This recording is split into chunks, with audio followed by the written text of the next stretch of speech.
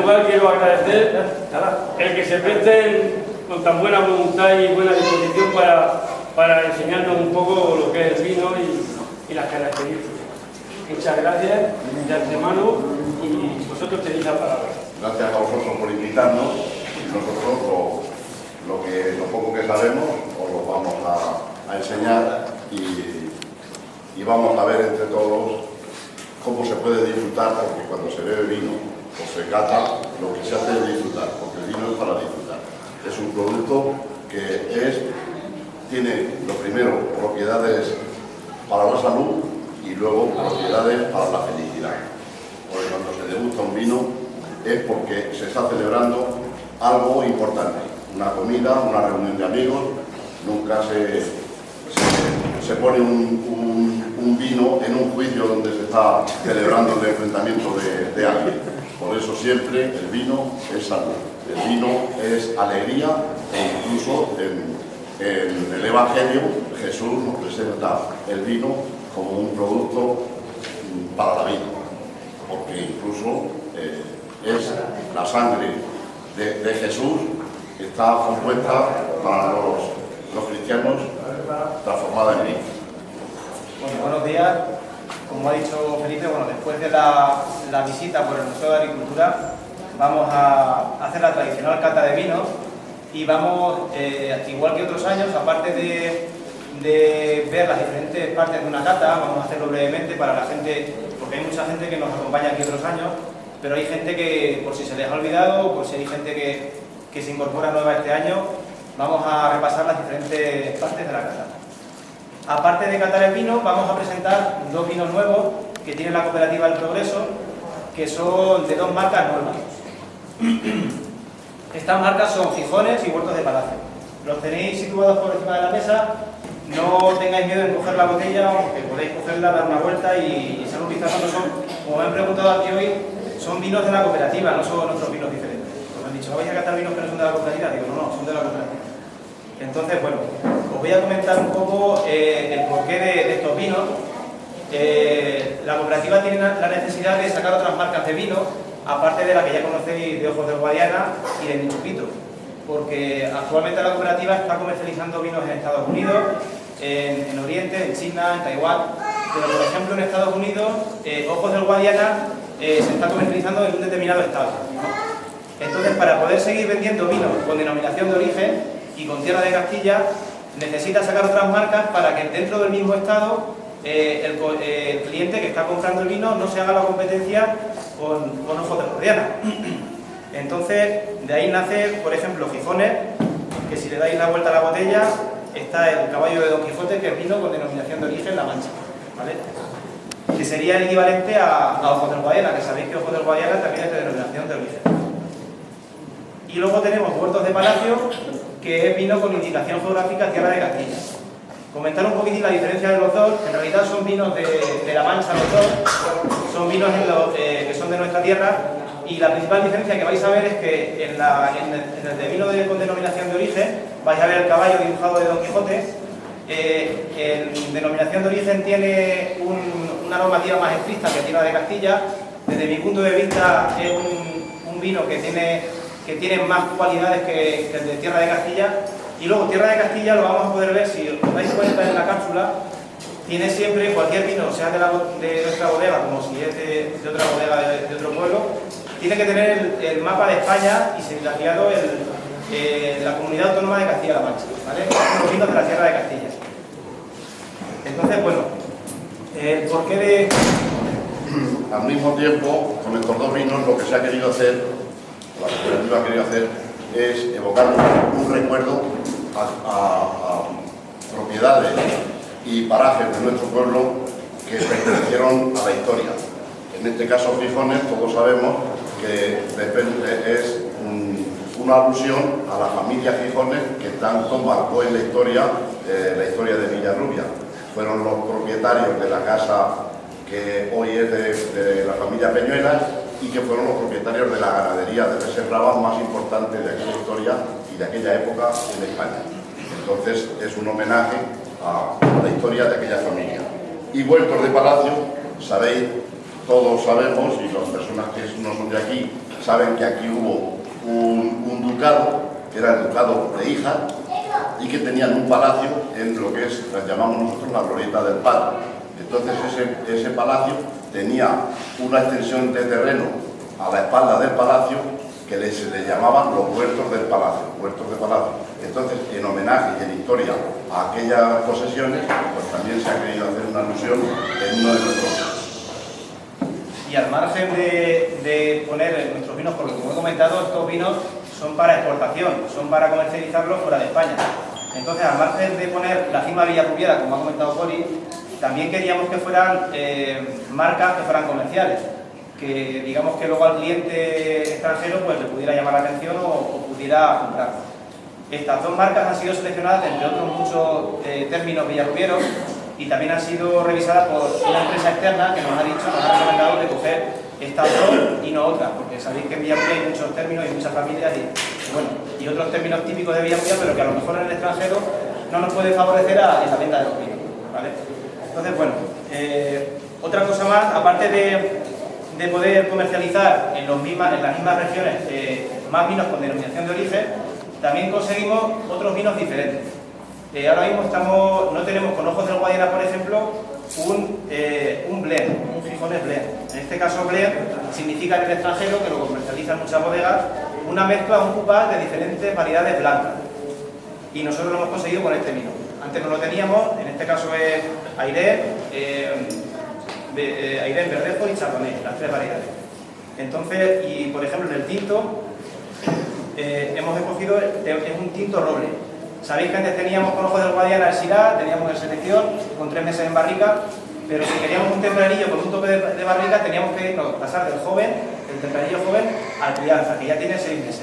En este caso tenemos un tinto tempranillo con 3 meses en barrica.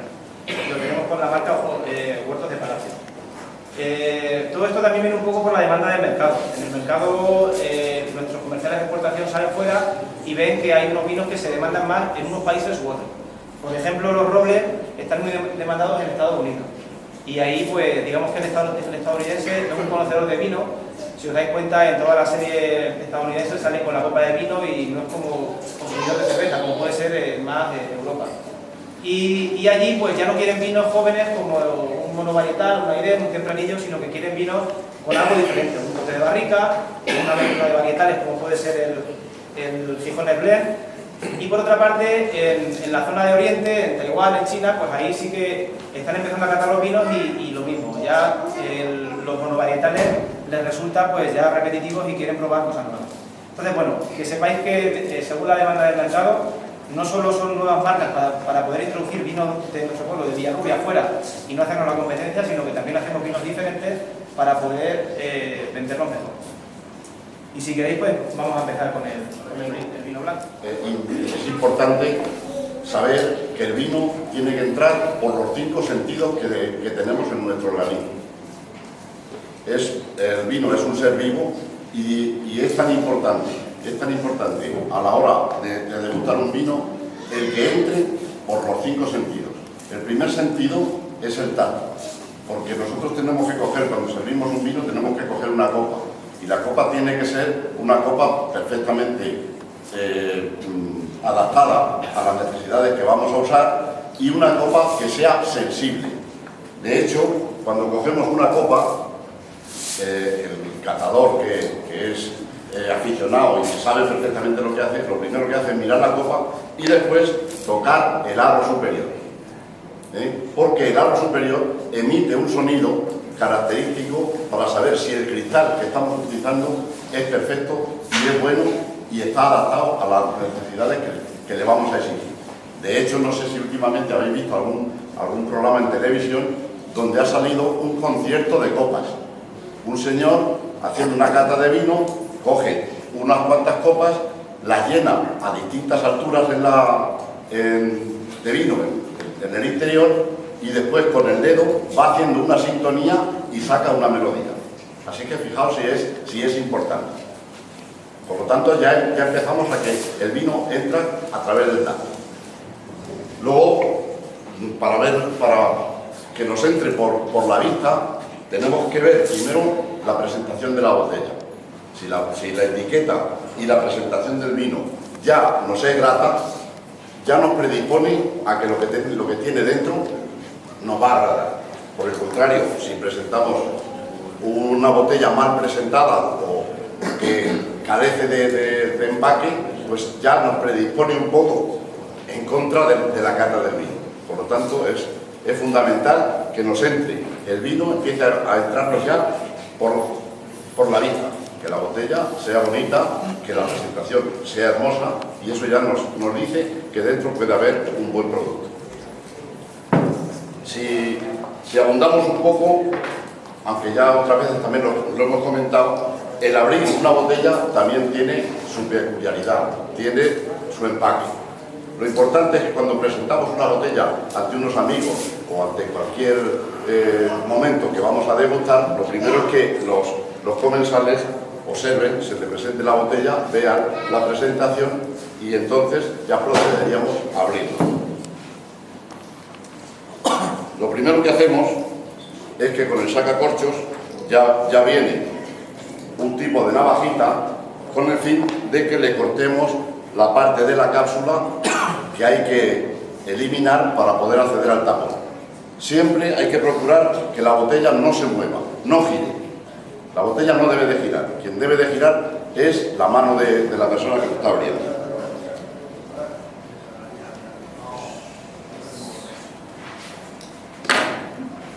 Le cortamos la cápsula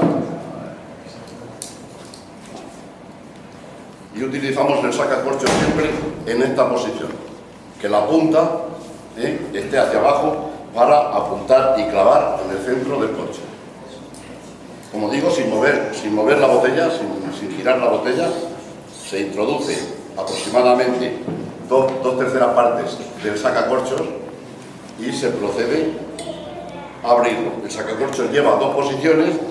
En la primera posición le damos un pequeño empuje para que intente sacar el tapón, después lo pasamos al final y ya tenemos el tapón fuera. Y lo primero que hacemos es observar el tapón. ¿Por qué? Porque si el tapón ha sido bueno y ha hecho un buen cierre, el tapón solo tiene que estar manchado en la parte de abajo. Si se nota que el vino ha pasado hacia arriba por el tapón, es que el tapón ha tenido defectos a la hora de hacer el cierre. Entonces eso tenemos que observarlo y olerlo. Si el tapón no tiene ningún mal olor ni ninguna sensación de deterioro, es señal de que ha hecho un buen cierre y el vino no ha sufrido ninguna alteración. Si por el contrario el tapón nos da algún aroma a moho o tal, pues es posible que la calidad del vino se haya deteriorado. Sí. Seguimos, entonces vamos, si queréis, a catar el vino blanco, pero a mí me gustaría que tuviéramos ya la copa llena de vino para cuando veamos las diferentes partes poder que sea más dinámico, que lo vayáis haciendo a la vez que nosotros y podéis descubrir las cualidades del vino.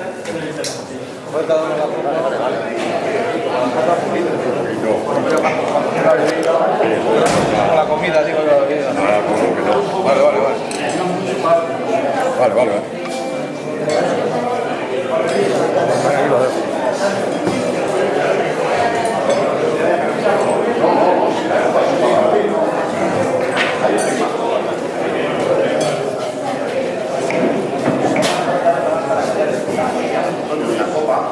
Pero eso no es porque seamos tacaños en ese aspecto, es que eso tiene su explicación, nos va a decir Pedro.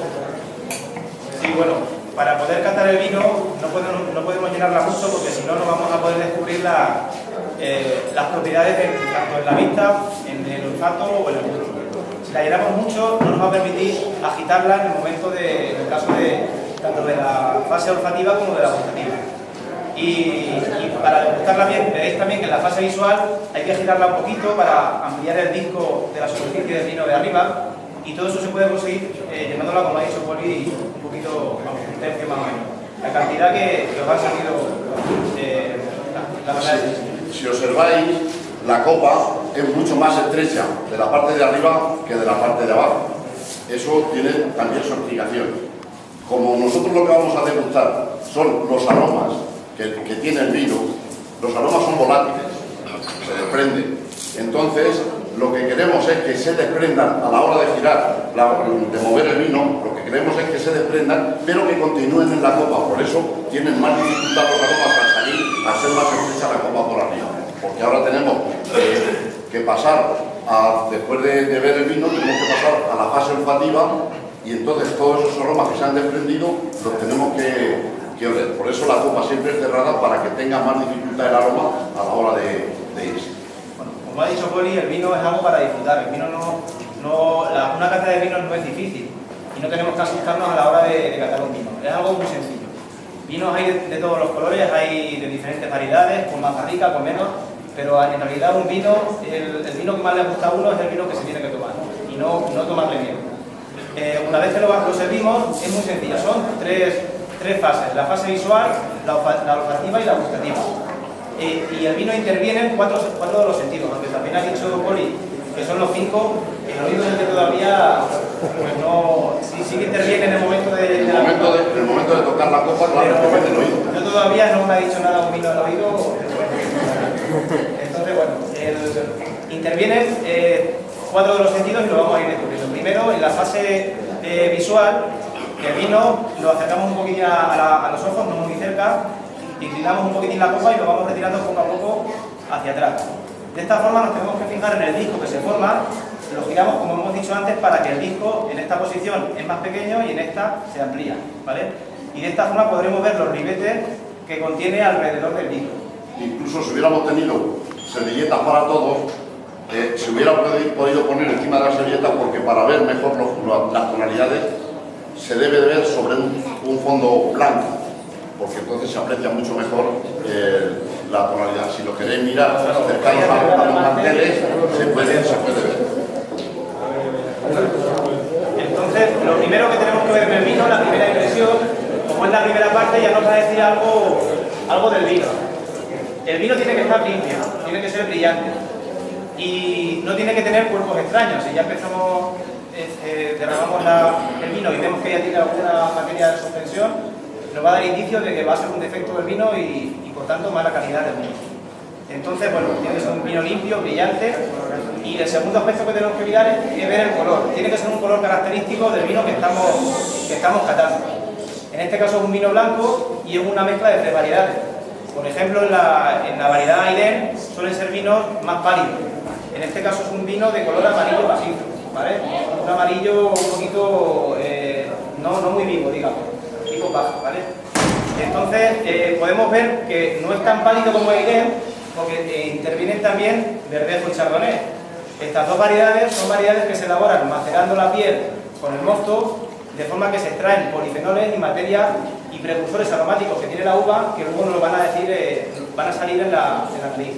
Entonces, por eso esa intensidad superior, digamos, a la del vino Aiden. Y bueno, simplemente lo vamos retirando poco a poco y vemos que es un vino limpio y el color característico. Pasamos a la fase olfativa. La voy a comentar un poquitín para que lo hagamos todos. Primero se huele el vino a copa parada, hacemos un intento de oler, y después agitamos un poquitín, con cuidado de no derramarlo, para oxigenar un poquito el vino y extraer todo el potencial aromático que tiene por dentro. Por ejemplo, en los vinos tintos sí que es verdad que esto es más importante porque, por ejemplo, un crianza o un reserva lleva en la botella muchísimo tiempo. Y simplemente después de derramarlo con la botella sabemos que lleva a lo mejor pues 2 o 3 años metido, y para que descubrir todo el potencial hay que agitarlo y oxigenarlo. De ahí la importancia de los decantadores, que bueno, hoy no lo tenemos porque no vamos a catar con crianza, pero sabéis la funcionalidad de los decantadores, ¿no? Entonces, bueno, en el momento que vamos a verlo hay que hacer inhalaciones cortas y moderadas. No podemos tampoco aspirar profundamente el vino, porque sabéis que el vino contiene alcohol y el alcohol es volátil y nos puede anestesiar la nariz y saturar la nariz de forma que nos enmascare los aromas que vamos a ver. Abundo un poco en el tema, y es que a la hora de oler un vino, nosotros tenemos por encima de la nariz una glándula que se llama la glándula pituitaria. Entonces, esa glándula está conectada con el ordenador de nuestro cuerpo, que es el cerebro. Entonces, a través del olfato, nuestra nariz es capaz de detectar alrededor de 500 aromas, de 500 olores distintos.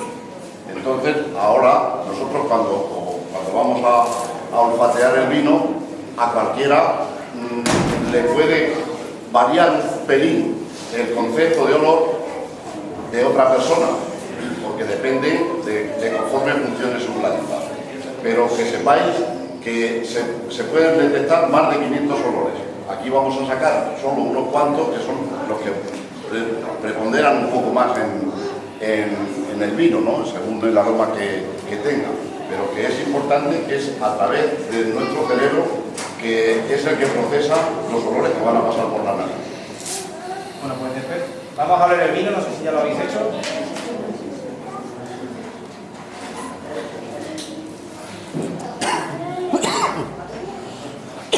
Bueno, este vino, como sabéis, como ya he comentado, son 3 variedades blancas y intervienen diferentes factores. Primero, el factor frutal. Vamos a ver aquí fruta, producida por la variedad Irene, generalmente, que suele ser fruta más madura y suele ser una fruta más madura, como digo. Sí que es verdad que cuando vayamos a oler el vino no tenemos que tener miedo y pensar que el vino es difícil de oler, porque en realidad es simplemente, el vino no huele a manzana ni huele a plátano. Eso no debemos confundirnos. Tiene recuerdos que nos dan a manzana, o a plátano, o a frutas, o a flores. Pero nunca el vino huele a vino y no es tan difícil de oler, digamos. Entonces, bueno, una vez que agitamos la copa y olemos, nos damos cuenta de que el vino recuerda a manzana, recuerda a plátano, propios de la variedad Irene. Y luego también nos puede dar indicio de flores blancas o también de hierba fresca, variedades que son como la Chardonnay o Verdejo, que son más ácidas y más verdes y se cogen, son más ácidas, ¿vale? Entonces, bueno, vamos a, si queréis, a catarlo. En boca hay que ver dos aspectos fundamentalmente. El primero es que damos un sorbito pequeño y vamos a enjuagar bien la boca, vamos a llenarla bien, vamos a pasar el vino por los dientes, por la lengua, por el paladar y por las encías. Vamos a tocarlo bien. En el momento de la fase gustativa intervienen tanto el gusto, el sentido del gusto, como del tacto. Es la primera vez que el vino va a tocar nuestro cuerpo. Entonces tenemos que tantearlo y ver qué sensación nos da en la boca. Entonces, si queréis... También deciros que en nuestra lengua y en nuestra boca hay distintas fases. Nuestra lengua es capaz de detectar distintos sabores y concretamente en la punta de la lengua lo que se detecta principalmente es el dulce. En la parte de arriba de la lengua se detecta más los salados. En las partes laterales de la lengua lo que se detecta es la acidez, el ácido. Y en la parte del fondo, ya cerca de la campanilla, lo que detecta la lengua es lo amargo. Todo ello, como es natural, es un compendio que se aglutina todo a la hora de degustar. Pero que sepáis que cada parte de nuestra lengua y de nuestro paladar tiene una función. Incluso en el paladar lo que se detecta también es el aterciopelado, que es el tacto que decía Pedro, el aterciopelado del vino, es donde notamos la pastosidad que puede tener un tinto o la suavidad que puede tener un blanco. Pues con eso, también como ha dicho Pedro, no hay que absorber demasiado, pero sí se debe de coger un poquitín de aire para que los aromas que tiene dentro de la boca se expandan y puedan salir los aromas para que la glándula de la que hablábamos antes, junto con el olfato, pueda detectar y diferenciar los distintos contenidos de aromas que tiene nuestro vino. Seguimos entonces con la fase gustativa. En la fase gustativa, como comentábamos, hay que dar consumo de vino, hay que empapar bien la boca, eso es uno de los aspectos que hay que tener en cuenta. Y el segundo es que vamos a hacer la retronasal, que como todos los años comentamos, imagino que ya hay gente que se acuerda, que es una vez que tengamos el vino dentro de la boca, el sopo de vino, vamos a aspirar aire y el aire va a pasar a través del vino y va a desprender unos aromas que ese aire lo vamos a devolver por la nariz. O sea, hay que aspirar con el vino dentro, teniendo cuidado de no escupirlo. Vamos a aspirar aire y lo vamos a soltar por la nariz. De esa forma, esos aromas van a ir por la nariz, pero por la parte de atrás, y nos va a dar sensación de unos aromas diferentes de los que hemos visto en la fase olfativa, ¿vale? Entonces, bueno, vamos a... Cuando cojáis el vino, alguien cree que es una falta de educación el aspirar un poco de aire con el vino dentro de la boca, y no es así. Cuando se hace una cata, cuando estás comiendo, pues generalmente no haces ningún garganteo. Pero cuando se tiene el vino dentro de la boca, si al mismo tiempo coges unas pequeñas porciones de aire, es lo correcto, porque de esa manera ese aire lo que hace, como ha dicho Pedro, es que abra los aromas del vino, salgan y lo pueda traspasar a través de la retronasal a la fase olfativa. Venga, a probarlo. No veo decantarlo, Si alguien lo quiere escupir, tenemos por aquí jugos y escupidera. En una cata de vinos no es ninguna falta de educación escupir el vino. Porque si tuviéramos que bebernos todo el vino que vamos a catar, al final, pues sabéis que tenemos un poco. En este caso, este vino se ha ido calentando durante la cata, pero sí que es verdad que al principio estaba un poco frío. Si un vino está demasiado frío, no vamos a poder descubrir los aromas en nariz, y también en la boca no nos va a sacar todo el potencial de equilibrio que tiene el vino o todo el cuerpo. Que también hay otra cosa que podréis descubrir en la boca. Al tocar el vino con la boca habéis visto que es un vino que es un poquito ácido, un poquitín, digamos, más ácido que el vino Irene que estamos acostumbrados a tomar. Eso es por las variedades que he comentado de Chardonnay y Verdot. Tiene una acidez más acentuada, es un vino que es equilibrado, es persistente en la boca y tiene cuerpo. Un vino, cuando lo probemos, si pasa desapercibido, como por ejemplo un equivalente al agua, que te lo bebes y casi te das cuenta, no es un buen vino. Un vino tiene que tener peso en la boca, tiene que, cuando te lo metes en la boca, decirte algo más. Tiene que tener acidez, tiene que tener recuerdos a fruta, o el tema de los aromas de las flores es más en nadie, ¿vale? Y finalmente, bueno, el maridaje. Venga. Y bueno, este vino se puede tomar principalmente en aperitivos, también marida bien con arroces, con pescados y con mariscos, ¿vale? Con lo que normalmente se suele tomar este vino. Luego lo podemos tomar como nos guste, y si alguien lo quiere tomar con algo para rebajarle, cada uno puede tomar el vino como quiera. Pero en realidad, para degustar bien el vino hay que tomarlo primero, aunque sea un sorbo, el vino sin ningún acompañamiento, digamos, seco, ¿vale?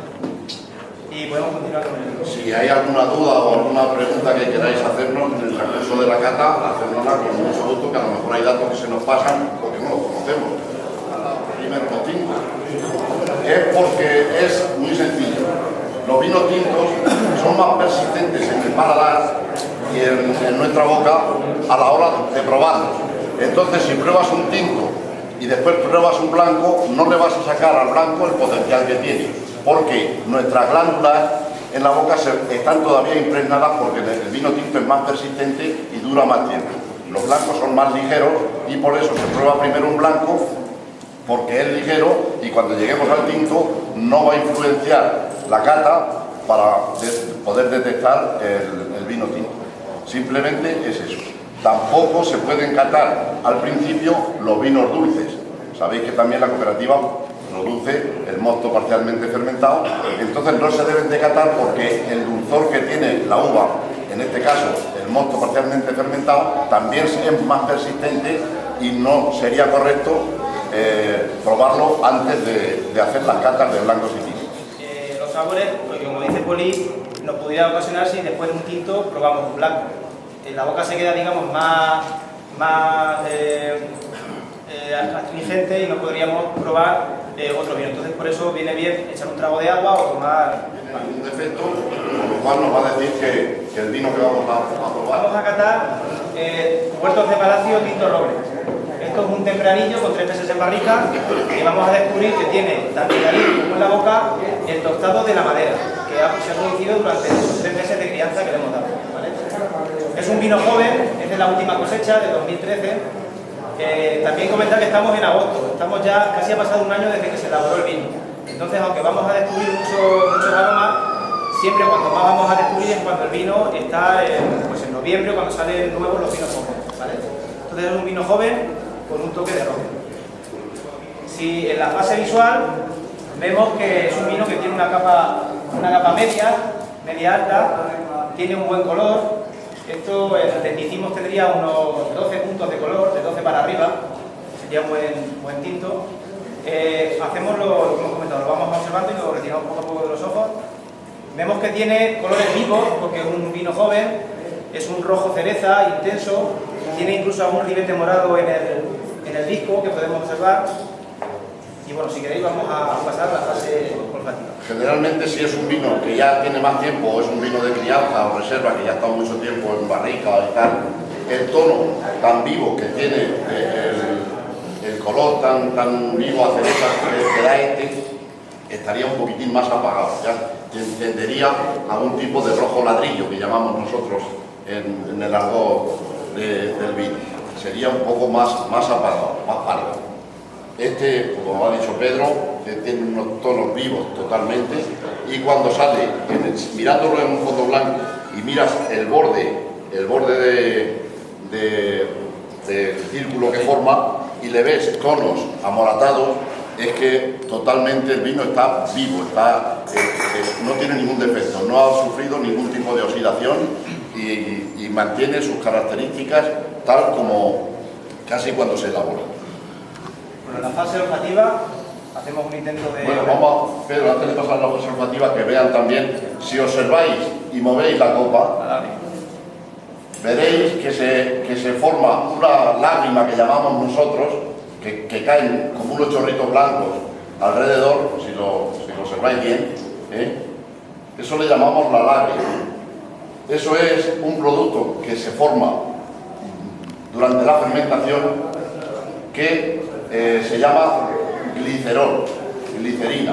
Es el aterciopelado que vamos a notar. Nosotros ahora, cuando lo tengamos en la boca, vamos a notar como un aterciopelado a la hora de degustarlo. Es porque estos forman parte de los alcoholes que se han producido, del etanol, y se produce precisamente ese aterciopelado y esa glicerina que ha nacido por motivo de la fermentación. ¿El blanco también tenía eso?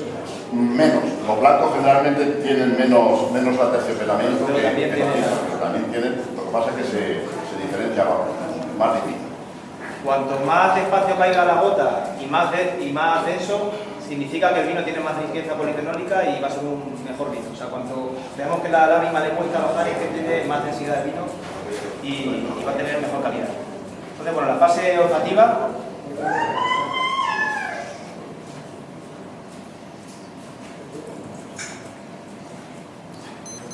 Hay que tener cuidado porque el vino sí que es verdad que ya se está calentando y nos puede salir mucho el alcohol al principio. Seguro que lo habéis notado. En este caso, bueno, la temperatura de servicio es bueno que sea sobre 18, 15, 16 grados más o menos, para que no salga mucho la volatilidad del alcohol y poder descubrir los aromas. Aquí nos dan aromas, la variedad tempranillo es un aroma muy frutal y es muy utilizada porque aguanta muy bien la crianza. Esta la utilizamos también para las crianzas, reservas y gran reservas, porque aguanta muy bien en el tiempo, porque la madera la adquiere muy bien y porque es una variedad que tiene mucha fruta. Aquí podremos ver frutos rojos, recuerdo siempre, como comentábamos antes, no es que el vino huela a fresa ni huela a cereza, sino que van a haber recuerdos de frutos rojos, como la cereza, la fresa, la frambuesa, incluso algún recuerdo de frutos del bosque. Y luego también vamos a tener aromas a tostado de la madera. No sé si alguien descubre un poquitín la madera en la nariz. Tiene que ser en la primera impresión, la primera aspiración. Si lo aspiras muy rápido, te anestesia la nariz y ya no descubres nada. Siempre los vinos tintos son más aromáticos incluso que los vinos blancos, no siento que sea una variedad que sea muy aromática, como podría ser el moscatel o tal, pero en general los vinos blancos de nuestra zona son menos aromáticos que los vinos tintos, y sobre todo el tempranillo, como ha dicho Pedro, es una variedad que es muy aromática, que nos da muchos recuerdos a fruta roja. Bueno, pasamos a la última fase, la gustativa.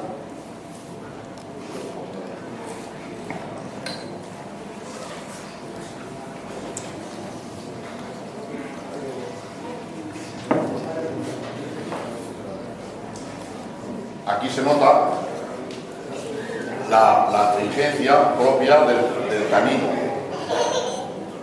El tanino es un producto que lleva la uva y que está generalmente depositado en el ollejo y sobre todo en las pepitas de la uva. Entonces, cuando una uva está bien madura, esos taninos son nobles, que le llamamos nosotros. Si la fruta está muy verde, la uva está muy verde, esos taninos son muy agresivos y no son agradables a la hora de degustarlo. pero al ser una fruta que esté madura, ese tanino es muy noble y el amargor no es raro, no es desagradable, es hasta bueno. Bueno, lo primero que hemos detectado el vino, como hemos comentado antes, ha tocado el vino en nuestra boca, es astringente, se nos queda una aspereza típica en las encías, alrededor de toda la boca.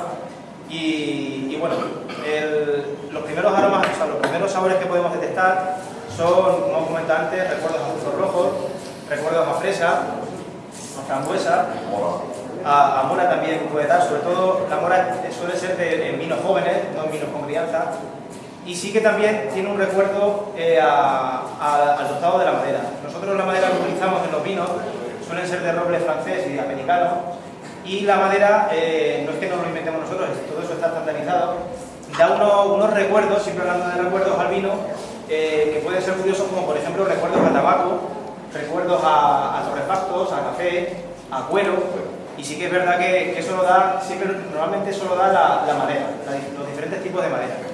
El roble americano suele aportar coco, vainilla, son como sabores más suaves y por eso lo utilizamos más para tampoco que sea muy agresivo. Y el roble francés, que también es de los robles más caros, nos suele aportar más el café, más lo que son sabores más pesados, torrefactos, café, tabaco, lo hemos comentado antes. Entonces, bueno, sí que es verdad que en este vino no vamos a notar tanto esa madera porque solo son 3 meses de barrica, pero en los crianzas y en los reservas sí que lo podremos descubrir más porque tienen 6 meses, incluso año o 1 año y medio en el caso de gran reserva, ¿vale?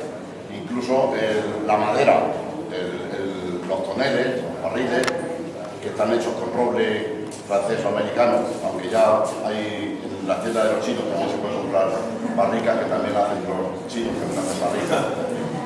Entonces, hay una peculiaridad a la hora de fabricar un tonel y es que sufre un proceso de tostado. Los fabricantes de toneles tuestan la madera por dentro y puede tener 3 tipos de tostado: tostado ligero, tostado medio o tostado alto. Entonces, dependiendo del tostado que tengan los barriles que nosotros hemos adquirido y que le hemos pedido al tonelero, pues también nos saldrá ese tema del torrefacto, que es el café tostado, que nos va a salir también en los vinos. Generalmente, el parque de barricas que nosotros tenemos tiene un tostado medio, por eso nos sale algo del sabor y el olor a torrefacto.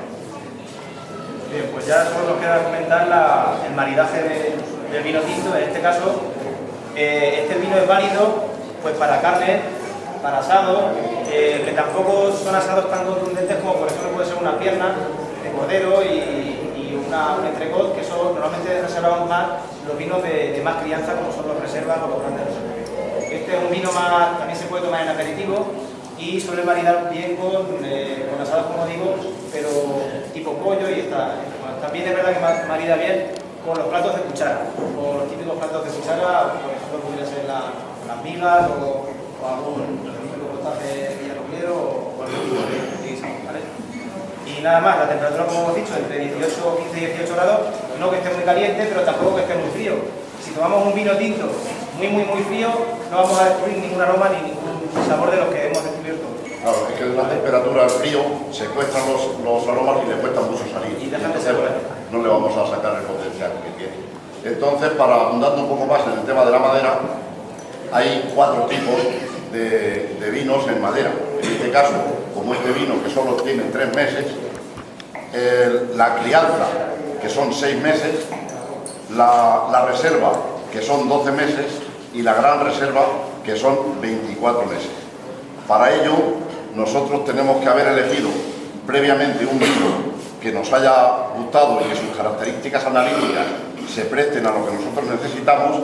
Ese vino lo tenemos si es joven, va directamente a la barrica durante 3 meses, pero si ya va a pasar la crianza, reserva o gran reserva, nos tiene que demostrar durante 1 año en depósito que ese vino mantiene sus características y que es un buen vino para hacer el proceso de la madera, de crianza. Entonces, una vez que ha pasado ese año, lo pasamos a las barricas y si es crianza lo tenemos 6 meses en la barrica y 6 meses en botella. En la botella también el vino sigue ganando características y sigue haciendo un proceso de microoxigenación que ya lo han iniciado en la barrica, y en la botella culmina ese proceso. Es decir, que a los 6 meses de botella ya lo etiquetamos y lo sacamos al mercado. Si es reserva, tiene que estar el año de fabricación, después 12 meses en la barrica. Vamos, esto es teórico. Luego ya cada bodega o cada vinatero puede hacer de su capa un sallo. Pero lo que es la norma es así.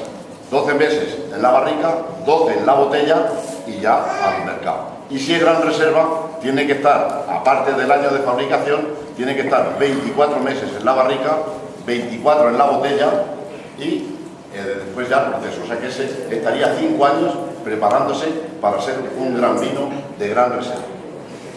Eso es teóricamente lo que hacemos o lo que debemos hacer. Bueno, si alguien tiene alguna pregunta... Si es un vino joven, hay que consumirlo rápido. En el año hay que consumir.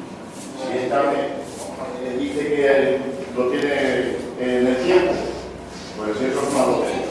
Dependiendo del tapón que tenga y tal, pero generalmente no se aconseja que un vino de reserva o gran reserva tal, que dure 20 o 30 años.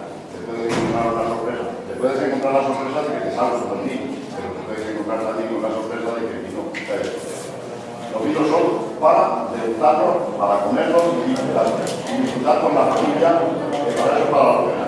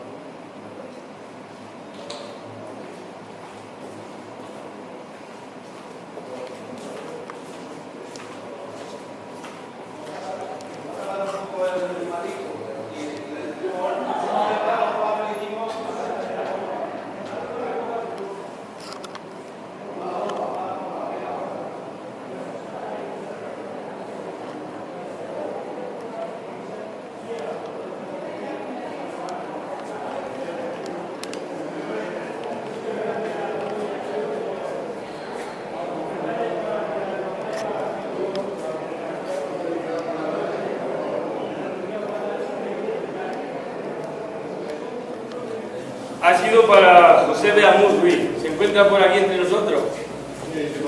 Sí, ¿Pasa? por ahí. Perfecto.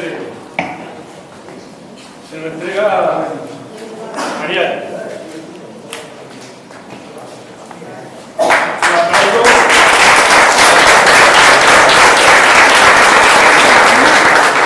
Segundo premio para Ricardo Gómez. Se lo entrega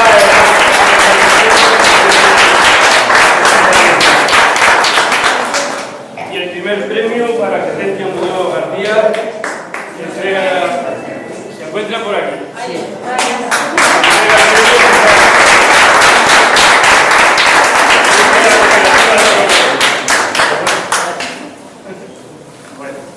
Y ya hecho esto, las fotografías, las premiadas están ahí, las podéis ver y tomemos un vino.